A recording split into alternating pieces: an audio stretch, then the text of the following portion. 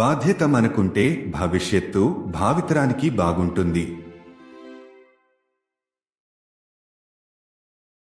Indian penal code లేదా IPC 1860 భారతదేశ నేర న్యాయశాస్త్రానికి పునాది. ప్రతి ఒక్క విభాగం వివిధ నేరాలను మరియు సంబంధిత శిక్షలను వివరిస్తుంది. ఇప్పుడు మనం భారతీయ శిక్షాస్మృతిలోని నిర్దిష్ట విభాగాలలోని సెక్షన్ 2 ఓవర్వ్యూ చూద్దాం. ఇండియన్ పీనల్ కోడ్ లేదా ఐపీసీ 1860 భారతదేశంలో క్రిమినల్ చట్టానికి పునాది ఫ్రేమ్వర్క్ను అందిస్తుంది. ఈ కోడ్లోని ప్రతి విభాగానికి నిర్దిష్ట ప్రాముఖ్యత ఉంది. కొన్ని సెక్షన్లు వాస్తవమైన నేరాలను సూచిస్తాయి, మరికొన్ని సాధారణ వివరణలు లేదా మినహాయింపులను సూచిస్తాయి. ఐపీసీ సెక్షన్ 2 ఇలా పేర్కొంది: ప్రతి వ్యక్తి చేసిన నేరాలకు ఈ కోడ్ క్రింద శిక్షకు బాధ్యత వహిస్తాడు మరియు దాని నిబంధనలకు విరుద్ధమైన ప్రతిచర్య లేదా మినహాయింపు కోసం కాదు. దానిలో అతను భారతదేశంలో దోషిగా ఉంటాడు.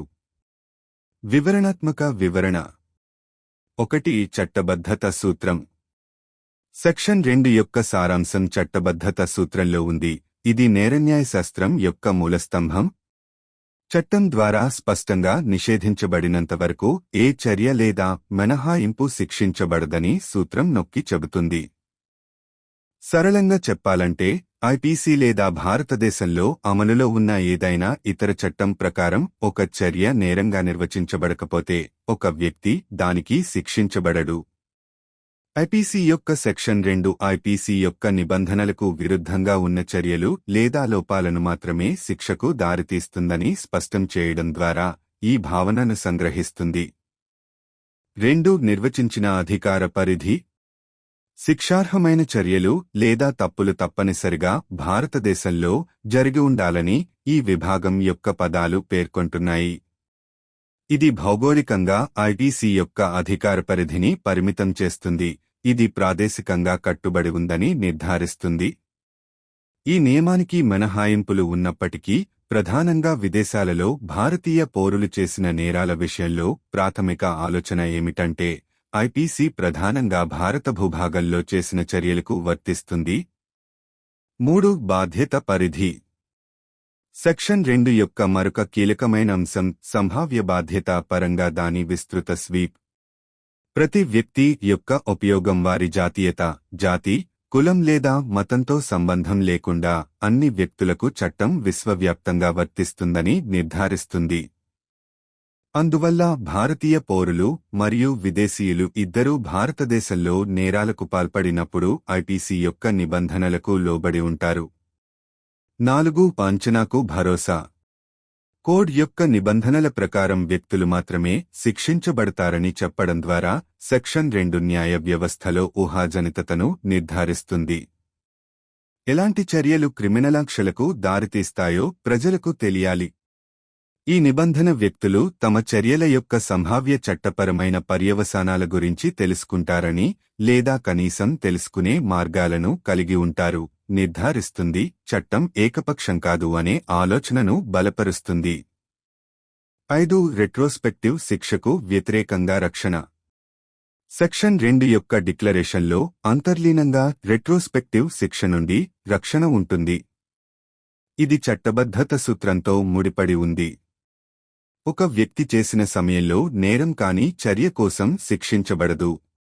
కాబట్టి కొత్త నిబంధన జోడించబడితే లేదా ఇప్పటికే ఉన్న ఏదైనా నిబంధనను సవరించినట్లయితే సాధారణంగా మార్పుకు ముందు చేసిన చర్యలను శిక్షించడానికి ఇది పునరాలోచనలో వర్తించదు. 6. ఇతర చట్టాలతో పరస్పర చర్య. సెక్షన్ 2 ఐపీసీ యొక్క ప్రాముఖ్యతను నొక్కి చెబుతున్నప్పటికీ, భారతదేశంలో నేర చట్టానికి పీసీ ఏకైక మూలం కాదని అర్థం చేసుకోవడం చాలా ముఖ్యం. నేరాలను నిర్వచించే మరియు శిక్షలను సూచించే కేంద్ర మరియు రాష్ట్ర నిర్దిష్టమైన అనేక ఇతర చట్టాలు ఉన్నాయి. అయితే సెక్షన్ 2 ఐపీసీ కవర్ చేసే చర్యలు మరియు లోపాల కోసం ఇతర నిర్దిష్ట చట్టాలు దాని నిబంధనలను భర్తీ చేయడం లేదా సవరించడం తప్ప కోడ్ ప్రాథమిక సూచన పాయింట్ అని నొక్కి చెబుతుంది. ముగింపు. ఐపీసీ యొక్క సెక్షన్ 2 అకారణంగా సూటిగా ఉన్నప్పటికీ కోడ్ యొక్క లక్షణాన్ని రూపొందించడంలో మరియు దాని న్యాయమైన అనువర్తనాన్ని నిర్ధారించడంలో ప్రాథమికమైనది. ఇది చట్టబద్ధత మరియు ప్రాదేశికత యొక్క సూత్రాలను సమర్థిస్తుంది. నేరాలుగా స్పష్టంగా నిర్వచించబడిన మరియు నిర్వచించబడిన అధికార పరిధిలో చేసిన చర్యలకు మాత్రమే వ్యక్తులు శిక్షించబడతారని నిర్ధారిస్తుంది. ఒక విధంగా ఇది కోడ్ యొక్క శక్తివంతమైన శక్తి న్యాయబద్ధంగా మరియు ఊహాజనితంగా ఉపయోగించబడుతుందని నిర్ధారిస్తుంది. నేరాంక్షల యొక్క అనూహ్య అనువర్తనం నుండి వ్యక్తులను రక్షించడం బాధ్యత మనకుంటే భవిష్యత్తు భావితరానికి బాగుంటుంది.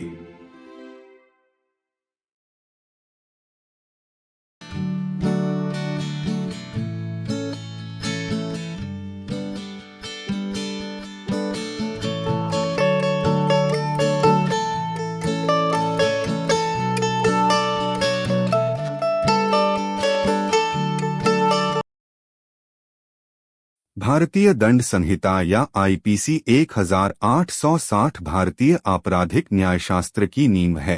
प्रत्येक अनुभाग अलग अलग अपराधों और संबंधित दंडों का वर्णन करता है. आइए अब हम भारतीय दंड संहिता की विशिष्ट धाराओं की धारा 2 का अवलोकन करें.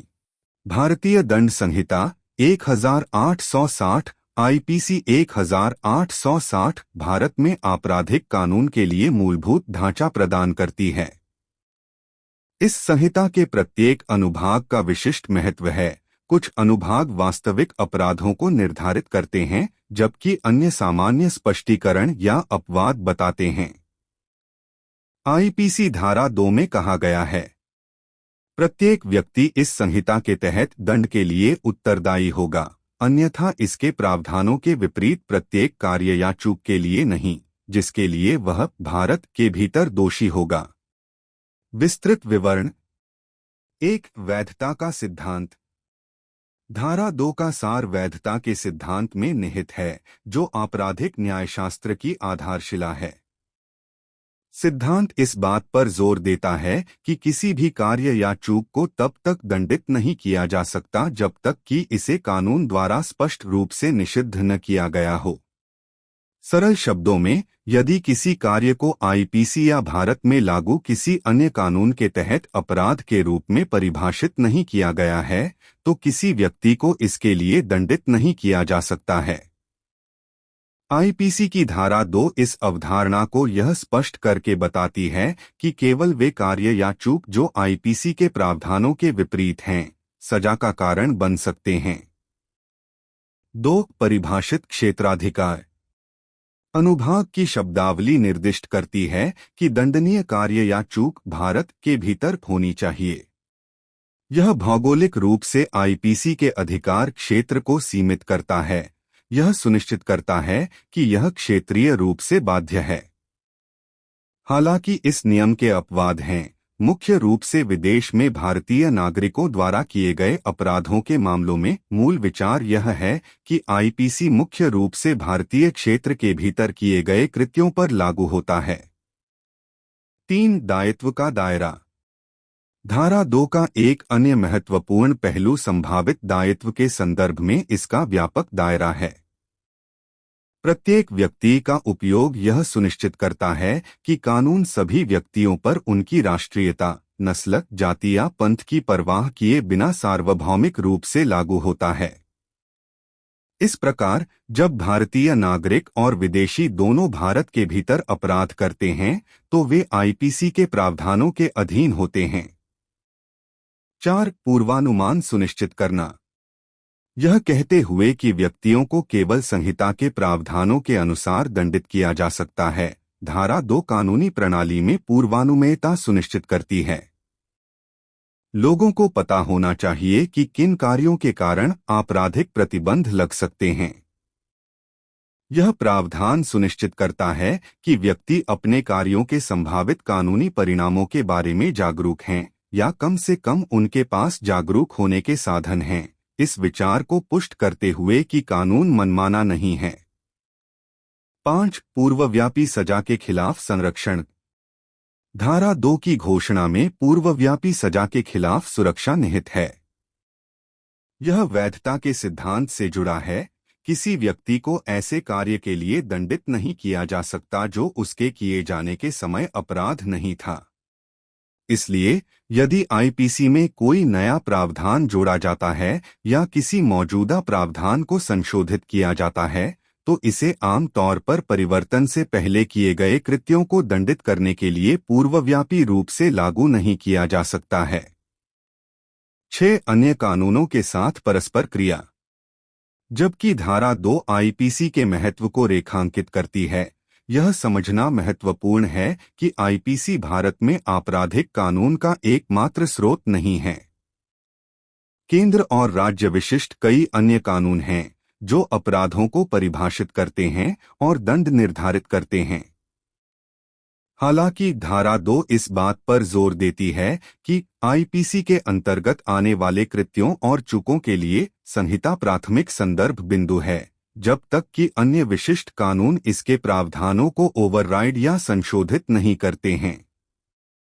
निष्कर्ष: आईपीसी की धारा 2, हालांकि सीधी प्रतीत होती है, संहिता के चरित्र को आकार देने और इसके उचित अनुप्रयोग को सुनिश्चित करने में मौलिक है। यह वैधता और क्षेत्रीयता के सिद्धांतों को कायम रखता है। यह सुनिश्चित करता है कि व्यक्तियों को केवल स्पष्ट रूप से अपराध के रूप में परिभाषित और एक परिभाषित क्षेत्राधिकार के भीतर किए गए कृत्यों के लिए दंडित किया जाता है। एक तरह से यह एक ढाल है जो यह सुनिश्चित करती है कि संहिता की शक्तिशाली शक्ति का उचित और पूर्वानुमानित उपयोग किया जाए और व्यक्तियों को आपराधिक प्रतिबंधों के अप्रत्याशित आवेदन से बचाया जाए। यदि हम जिम्मेदार हैं, तो भविष्य आने वाली पीढ़ियों के लिए अच्छा होगा।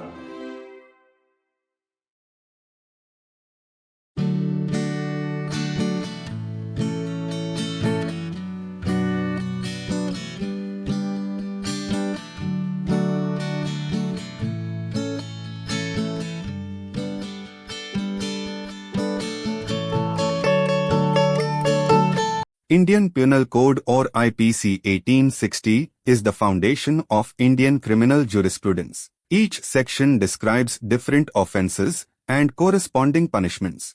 Now let us have an overview of Section 2 of the specific sections of the Indian Penal Code. The Indian Penal Code 1860, IPC 1860, provides the foundational framework for criminal law in India. Each section of this code has specific importance, with some sections laying down substantive offences while others lay down general explanations or exceptions. IPC Section 2 states, "Every person shall be liable to punishment under this code and not otherwise for every act or omission contrary to the provisions thereof, of which he shall be guilty within India." Elaborated description. 1. Principle of legality. The very essence of Section 2 lies in the principle of legality, which is a cornerstone of criminal jurisprudence. The principle emphasizes that no act or omission can be punished unless it is expressly forbidden by law. In simpler terms, if an act is not defined as a crime under the IPC or any other law in force in India, a person cannot be punished for it. Section 2 of the IPC encapsulates this concept by making it clear that only those acts or omissions which are in contradiction to the IPC's provisions can lead to punishment. 2. Defined jurisdiction. The section's wording specifies that the punishable acts or omissions must occur within India. This geographically confines the IPC's jurisdiction, ensuring that it is territorially bound. While there are exceptions to this rule, primarily in cases of offences committed by Indian citizens abroad, the fundamental idea is that the IPC primarily applies to acts committed within the Indian territory. 3. Scope of liability. Another crucial aspect of Section 2 is its broad sweep in terms of potential liability. The usage of every person ensures that the law applies universally to all individuals irrespective of their nationality, race, caste, or creed. Thus, Both Indian citizens and foreigners are subject to the IPC's provisions when they commit offences within India. 4. Ensuring predictability. By stating that individuals can only be punished as per the Code's provisions, Section 2 ensures predictability in the legal system. People must know what actions can lead to criminal sanctions. This provision ensures that individuals are aware, or at least have the means to be aware, of the potential legal consequences of their actions, reinforcing the idea that the law is not arbitrary.